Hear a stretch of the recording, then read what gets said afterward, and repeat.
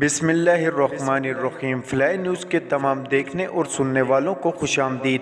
اگر آپ ہمارے چینل پر نئے ہیں تو سب سے پہلے چینل کو سبسکرائب کر دیں اور بیل آئیکن کو پریس کر دیں اور ہماری ویڈیو کو پورا دیکھیں تاکہ دنیا کی معلومات سے آپ باخبر رہ سکیں۔ آئے بڑھتے ہیں خبروں کی جانب۔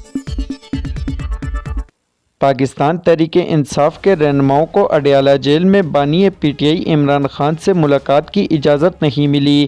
میڈیا سے گفتگو میں پی ٹی آئی رہنما عمر ایوب نے کہا کہ جیل سپرنٹنڈنٹ نے کورٹ آرڈرز کو رد کر دیا۔ اپوزیشن لیڈر کو اپنے کلائنٹ سے ملنے سے روکا جا رہا ہے۔ اسد قیصر نے کہا کہ گرینڈ الائنس بنائے جا رہے ہیں، تمام پارٹیوں کے ساتھ جماعت اسلامی سے بھی بات کریں گے، ہمیں بانی پی ٹی آئی سے ملاقات کی اجازت نہیں دی گئی۔ پاکستان تحریک انصاف کے رہنما شعیب شاہین کا کہنا تھا کہ اگر بانی P T I Imran Khan کو کچھ ہوا تو ذمہ داری موجودہ حکومت اور اسٹیبلشمنٹ پر عائد ہوگی۔ الیکشن کمیشن کے باہر میڈیا سے گفتگو کرتے ہوئے شعیب شاہین کا کہنا تھا کہ ٹیمپرنگ کے بعد کچھ پولنگ اسٹیشن میں ووٹ کی شرح 99.99% کر دی گئی، جو بظاہر ناممکن ہے۔ ہم اس حوالے سے جلد ایک وائٹ پیپر جاری کرنے والے ہیں۔ مسلم لیگ نون کے رہنما خواجہ سعد رفیق نے کہا کہ بانی P T I Imran Khan تاریخ کی غلط سائٹ پر کھڑے رہے ہیں۔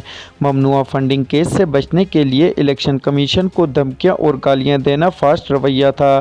ایک بیان میں سعد رفیق نے کہا کہ اپنے سیاسی دور میں ہر مخالف کو لنگ تنگ کرنا، جھوٹے الزامات لگانا، القابات دینا اور مسلسل تشدد آمیز رویہ بانی پی ٹی آئی کو تاریخ کی غلط سائٹ پر کھڑا ہی دکھاتا ہے۔ انہوں نے کہا کہ اقتدار چھن جانے کے رد عمل میں ریاست پر حملہ آور ہونا اور اب آئی ایم ایف کو پاکستان کی مدد سے روکنے کا خط بے شک تاریخ کی غلط سائٹ ہی ہے۔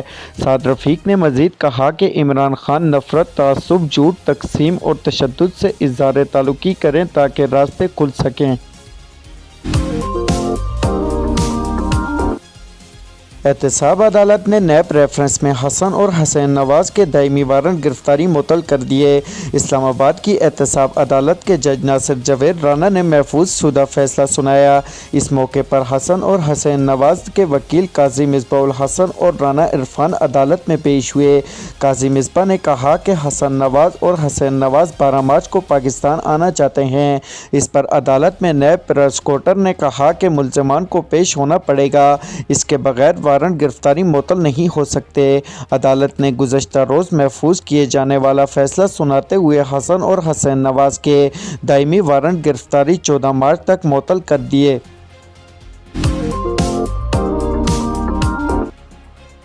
پاکستان پیپل پارٹی نے چیئرمین سینٹ کو توسیع دینے کی مخالفت کر دی۔ سینٹ انتخابات میں تاخیر کے معاملے پر سینٹ میں پارلیمانی جماعتوں کے سربراہوں کا اجلاس ہوا، جس میں سینٹ کے غیر فعال اور بحران کے خدشے سے نمٹنے کے لیے حکمت عملی پر مشاورت کی گئی۔ سینٹ اراکین کے مطابق سینٹ الیکشن 3 اپریل کو متوقع ہیں اور سینٹ کے ضمنی الیکشن 14 مارچ کو ہوں گے۔ 3 اپریل سے قبل سینٹ کا اجلاس منعقد نہیں ہو سکے گا، جس کے باعث 3 اپریل سے قبل منتخب ہونے والے اراکین کے حلف لینے میں بھی تاخیر کا امکان ہے۔ پشاور ہائی کورٹ نے مخصوص نشستوں پر منتخب اراکین اسمبلی سے حلف نہ لینے کے حکم امتناع میں 13 مارچ تک توسیع کر دی۔ مخصوص نشستوں سے متعلق سنی اتحاد کونسل کی درخواست پر سماعت پشاور ہائی کورٹ کے جسٹس اشتیاق ابراہیم کی سربراہی میں 5 رکنی لاجز بینچ نے کی۔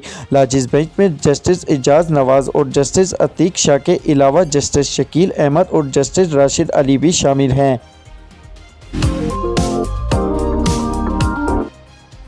اسٹیٹ بینک آف پاکستان نے ملکی زر مبادلہ کے ذخائر کے نئے اعداد و شمار جاری کر دیے۔ اسٹیٹ بینک کے مطابق 1 مارچ کو ختم ہوئے کاروباری ہفتے میں زر مبادلہ کے ذخائر $1.85 کروڑ کم ہوئے۔ اسٹیٹ بینک کی رپورٹ میں بتایا گیا ہے کہ 1 مارچ کو ملکی زر مبادلہ کے ذخائر $13 ارب 2 کروڑ رہے۔ اس کے علاوہ مرکزی بینک کے ذخائر $5.39 کروڑ کم ہو کر $7.89 ارب رہے، جبکہ کمرشل بینکوں کے ذخائر $3.54 لاکھ اضافے سے $5.12 ارب رہے۔ ملک میں سونے کی فی تولہ قیمت میں مسلسل 7ویں روز اضافہ ہوا۔ آل پاکستان جیولرز ایسوسی ایشن کے مطابق سونے کی فی تولہ قیمت میں 2750 روپے کا اضافہ ہوا، جس کے بعد فی تولہ سونا 2,28,150 روپے کا ہو گیا۔